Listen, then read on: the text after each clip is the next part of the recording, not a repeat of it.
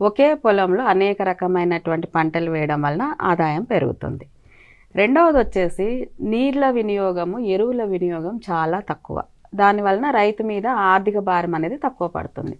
మూడవది వచ్చేసి మట్టిలో చాలా సారవంతంగా తయారు చేసుకోవడానికి వీలయ్యేటువంటి ప్రక్రియ. సో మట్టిని ఎప్పుడైతే మనం సారవంతంగా చేస్తామో ఆటోమేటిక్గా అందులోంచి పుట్టుకొచ్చేటువంటి ప్రోడక్ట్ చాలా క్వాలిటీగా ఉంటుంది. నాలుగవది వచ్చేసి మనం ఈ 7 లేయర్ అగ్రికల్చర్లో వేసేటువంటి పంటలకు వచ్చేటువంటి రోగాలు కానివ్వండి, వాటి మీద కీటకాలు కానివ్వండి చాలా తగ్గుతాయి.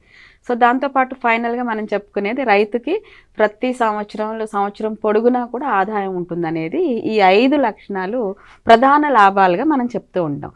ఈ 5 లాభాలు కనుక ఒక రైతు ముందు పెట్టి ఇలాంటి వ్యవసాయం నువ్వు చేయడానికి ఇష్టపడుతున్నావా అంటే నాకు తెలిసి నో అనే రైతు ఎవరు ఉండరు. ఎందుకంటే రైతులు ఇబ్బంది పడేది ఇన్వెస్ట్మెంట్ పెట్టడానికి ఇబ్బంది పడుతూ ఉంటారు. సో ఇందులో ఇన్వెస్ట్మెంట్ తక్కువ, ప్రతిరోజు ఆదాయం వస్తుంది. గతంలో ఏంటంటే మనం 3 నెలల పంట వేసామంటే 3 నెలలు పంట మీద ఇన్వెస్ట్ చేయాలి, ఎరువుల రూపంలో కానీ లేకపోతే మన పెస్టిసైడ్స్ రూపంలో కానీ.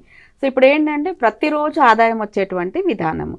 సో ఇలాంటి లాభాలు ఉండడం వల్ల ప్రతి రైతు ముందుకొచ్చి 7 లేయర్ అగ్రికల్చర్ని స్వీకరించి దాన్ని ప్రాక్టీస్ చేయడానికి ఇష్టపడుతున్నారు.